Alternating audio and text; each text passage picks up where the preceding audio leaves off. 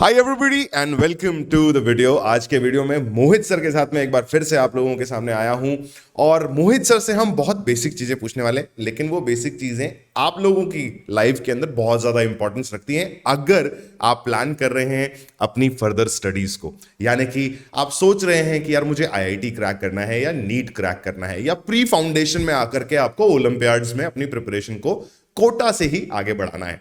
Sir हम लोग अभी तक बहुत सारे वीडियोस बना चुके हैं, बहुत सारे बच्चे हमें वीडियोस में देख रहे हैं, मेरे पर्सनल चैनल्स पे भी, कोटा पल्स अकेडमी जो चैनल है हमारा उस पे भी, और कई बार बच्चे मुझसे पर्सनली आकर के मिलते भी हैं। आप लोगों के साथ भी यही होता होगा कि बच्चे आपसे डायरेक्टली आके मिलते होंगे, क्योंकि ऑब्वियसली पहला मीटिंग पॉइंट जो होते हैं हमारे काउंसलर्स होते हैं। काउंसलर्स के बाद पेरेंट्स ये रिक्वेस्ट करते हैं कि हमें टीचर्स से मुलाकात करनी है, उनसे बात करनी है, हमें जानना है कि एग्जैक्टली कौन कौन हमारे बच्चे को पढ़ाने वाले हैं।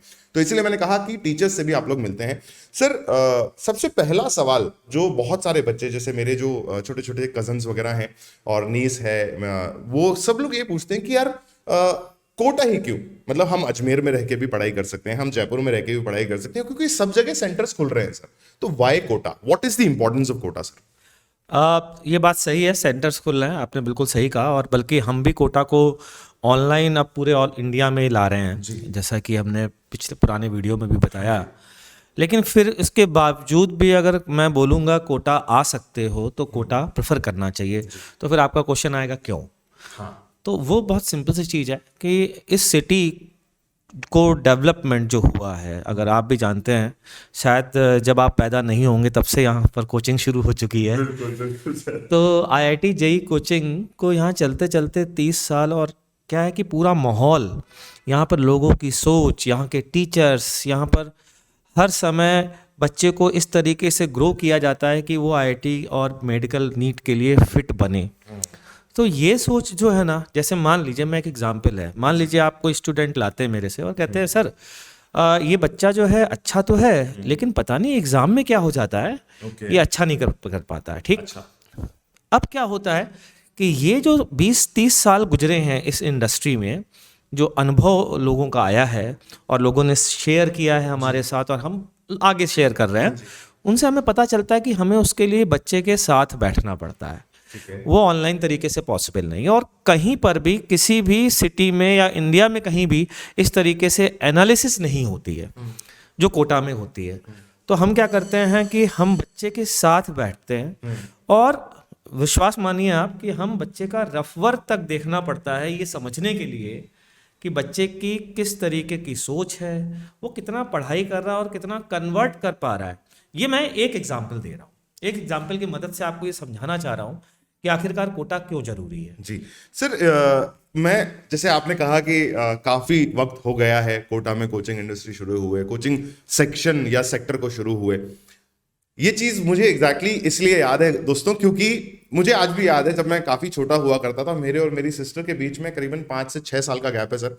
और my sister use to wake up in the early mornings, मतलब 5 बजे वो उठा करती थी, 6 बजे का उसका बैच हुआ करता था। वो साइकिल से सुबह सुबह, मतलब सर्दी में भी वो सुबह सुबह सर कोचिंग जाया करती थी, जस्ट टू क्रैक नीट। और मतलब ये जो लाइफ साइकिल है ये हमने देखी है पर्सनली, मतलब मैंने खुद ने पर्सनली देखी है एज अ किड, मेरी बड़ी सिस्टर को जाते हुए। फिर मैंने प्रिपरेशन करना शुरू किया तो मैं भी सुबह वाले बैच में जाने लगा। तो ये सारी चीजें हम लोग देख रहे हैं बेटा, और अब जो है काफी एडवांस हो गई है ये चीजें। अब जो है टीचर्स के पास इतना वास्ट एक्सपीरियंस है, तो definitely Kota is very important. Sir अगला सवाल जो बच्चे हमसे कई बार पूछते हैं कि चलिए हम कोटा आ गए, है ना, मतलब कुछ बच्चे तो ऐसे होते हैं कि सर बस ऐसा माँ बाप ने बोला या मम्मी पापा ने बोला कि कोटा जाना है, तो हम कोटा आ जाते हैं, हमारा एडमिशन हो जाता है और हम पढ़ना शुरू कर देते हैं बिना किसी डायरेक्शन के, या कुछ कुछ के पास डायरेक्शंस भी होते हैं क्योंकि उनके एल्डर ब्रदर सिस्टर्स जो हैं वो कोचिंग में पढ़ के जा चुके हैं। लेकिन सर अभी भी एक सवाल जो है बहुत बार पूछा जाता है कि ऐसी क्या चीजें हैं जो हमें कोटा में अपने साथ लेकर के आनी है, ऐसी क्या मेंटालिटी है जो हमें कोटा में आते वक्त रखनी है अपने दिमाग के अंदर सर? तो इसमें मैं जनरली जो मेन बात बताऊंगा वो ये बताऊंगा कि 9th-10th के बच्चे जो कोटा में आते हैं, वो देखिए हमारे पास तो सारे ही बच्चे जुड़ते हैं 8th से लेकर के। एसआरजी बैचेस के बारे में अगर मैं बात करूं तो एसआरजी में ऐसे बच्चे भी हैं जो 8th में पढ़ रहे हैं, 9th में पढ़ रहे हैं, लेकिन लेकिन मेरा मानना है, मैंने जो देखा है, जब भी मैं एसआरजी बैच के लिए भी टेस्ट लेता हूँ, किसी बच्चे से इंटरेक्शन करता हूँ, तो पता है केवल एक ही बात पे मैं खुश हो जाता हूँ कि अगर कोई बच्चा 10th में है तो उसे 9th-10th की पूरी फिजिक्स आती है कि नहीं आती है। 11th-12th की मुझे नहीं चाहिए। सर आप ने अभी बोला फिजिक्स आती है कि नहीं, वैसे ही तो हम सिर्फ वैसे physics- नहीं नहीं नहीं, वैसे मैं बोलना चाह रहा था। हाँ, ओके आगे वैसे ही मैथ्स, वैसे ही केमिस्ट्री, वैसे ही सारे सब्जेक्ट। ठीक है। मतलब बच्चों, मेरा मानना ये है कि जब आप 10th क्लास में हैं तो आपने पता होगा कि 9th जो है फिजिक्स साइंस के केस में 9th 11th के करस्पॉन्डिंग है और 10th 12th के करस्पॉन्डिंग है। ओके तो मेरा मानना ये है कि जैसे कोई बच्चा 10th में आ रहा है ना, तो उसे 9th और 10th पर अच्छे से कमांड हो, बस इससे ज़्यादा नहीं चाहिए। अच्छे से कमांड का मतलब क्या होता है?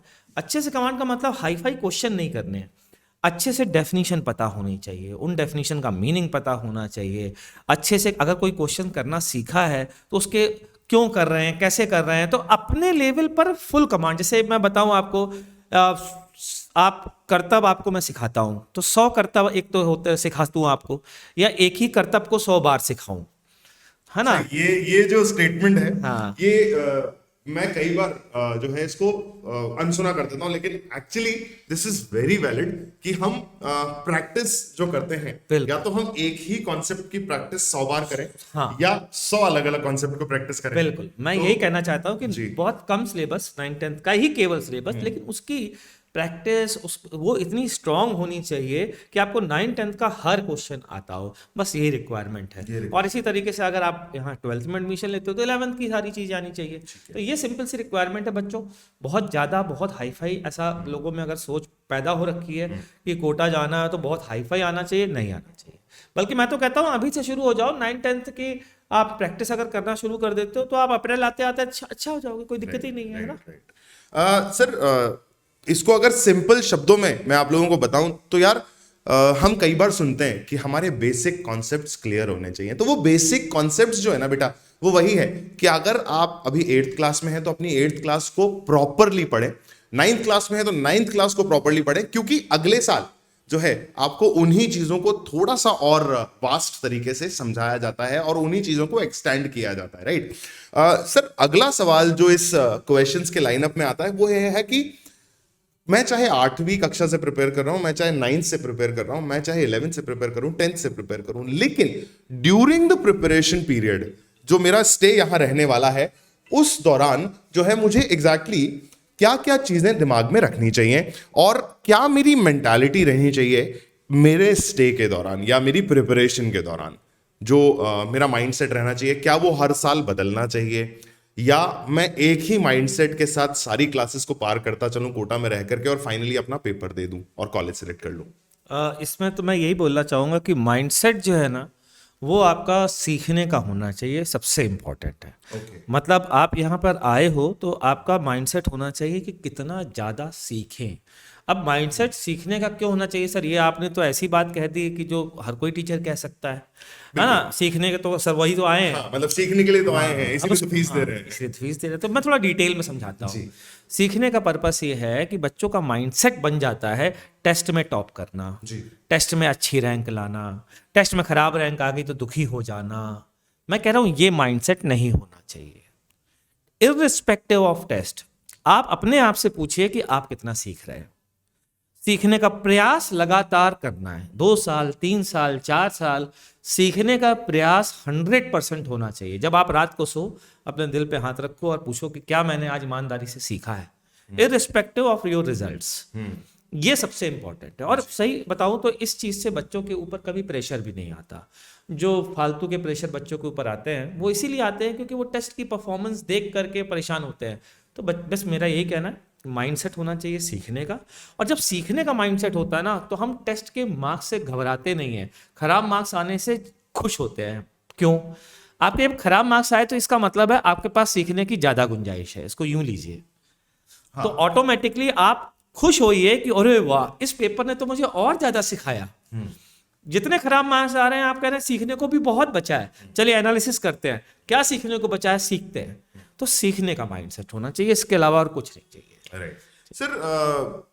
क्या जैसे हमारा जो सेक्टर है एजुकेशन, उसमें 2 तरीके की प्रिपरेशन हम लोग करवा रहे हैं, एक IIT है और एक नीट है। मान लीजिए कोई बच्चा 9th क्लास में यहाँ आ रहा है कोटा, तो क्या 9th क्लास का उसका माइंडसेट ऐसा होना चाहिए कि मुझे नीट करना है, मुझे डॉक्टर बनना है, या ऐसा होना चाहिए कि नहीं यार मेरे पापा इंजीनियर थे तो मुझे भी इंजीनियर बनना है? मतलब कब ये सोच डेवलप करें कि मुझे नीट करना है या मुझे IIT करना है? मेरे हिसाब से आजकल का जो ट्रेंड चल रहा है उसमें तो अगर वो पहले डिसाइड कर लेता है तो वेल एंड गुड, बहुत अच्छी बात है। और अगर नहीं डिसाइड भी करता है तो वो अपने इंटरेस्ट के हिसाब से चीज़ों को चूज़ करे, ना कि उनके मार्क्स के हिसाब से। या मैं आपको एक एग्जांपल देता हूँ। मेरे मैथ्स में जब मैं 10th बोर्ड्स पास किया हूँ मैंने, यूपी बोर्ड में काफ़ी मुश्किल होते थे मार्क्स लाना उस समय, मेरे 64 मार्क्स थे आउट ऑफ 100 मैथ्स में। और बायोलॉजी में मेरे मार्क्स थे 78 यूपी बोर्ड में। उस समय बच्चों बहुत मायने रखते थे, डिस्टिंक्शन बोलते थे इसको कि हाँ डिस्टिंक्शन आ गई सर की। तो 78 मार्क्स मतलब बहुत कम लोगों के आते थे, और वो मेरे मार्क्स थे बायोलॉजी में, और मेरे मैथ्स में 64 थे। लेकिन उसके बावजूद भी मैंने मैथ्स लिया क्योंकि मेरा इंटरेस्ट मैथ्स था। मार्क्स आ गए, ठीक है, सही, कोई बात नहीं, लेकिन मुझे मजा किस में आता है वो मायने रखता है। तो मेरा ये मानना है कि माँ बाप को भी प्रेशर नहीं डालना चाहिए बच्चों को, बच्चे से खुद पूछना चाहिए कौन सा ज़्यादा इंटरेस्ट है। और अगर किसी कोई बच्चा एक्स्ट्राऑर्डिनरी है, दोनों में इंटरेस्ट है और दोनों को बर्दाश्त भी कर सकता है, तो दोनों ले, क्या बुराई है, कोई दिक्कत नहीं।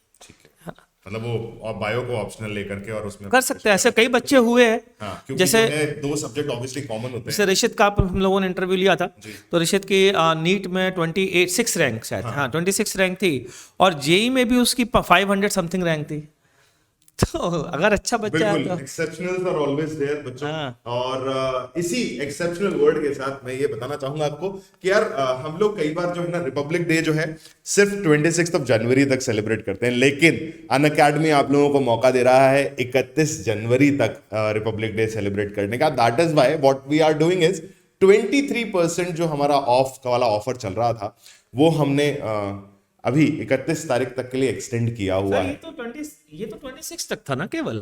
हाँ सर, एक्चुअली मैं वही चीज बता रहा हूँ कि बच्चों की जो डिमांड आई, बच्चों ने कहा कि सर हमें ये जो है इस पर्टिकुलर डिस्काउंट वाले ऑफर को अवेल कराना है। तो इसी कारण हम लोगों ने सर इस ऑफर को ऐसा लिया कि भाई हम रिपब्लिक डे जो है 31 तारीख तक एक्चुअली में क्या है कि मैं इसलिए थोड़ा एकदम से शॉक्ड हो गया। मैंने कहा यार सर जो है वो शायद न्यूज़ ऐसी दे रहे हैं, पता नहीं बाद में इनको पछताना पड़ेगा कि 26 तो निकल गई है। ओहो, अच्छा, क्योंकि मेरे पास भी कई बच्चों का फ़ोन आया, तो मैंने कहा कि यार 26 तक तो था, अब मैं ट्राई करूंगा भाई एक्सटेंड हो जाए। लेकिन फिर मैंने बात भी की थी, तो ये था कि हाँ सर कर रहे हैं कोशिश, लेकिन अब चलो ये आ गया यहाँ पर, तो ये तो बहुत ही खुशी की बात है जी।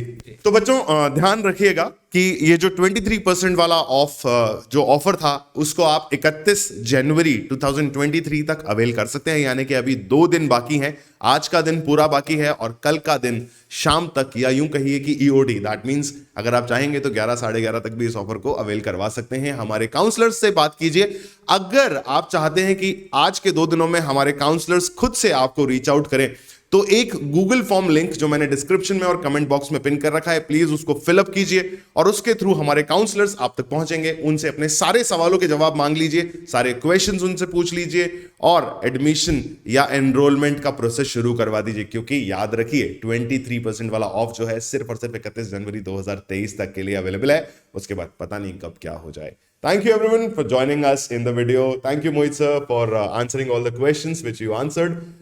Keep coming on the platform Kota Pulse by Unacademy. Keep liking, keep sharing and keep subscribing to the channel. Bye bye everyone.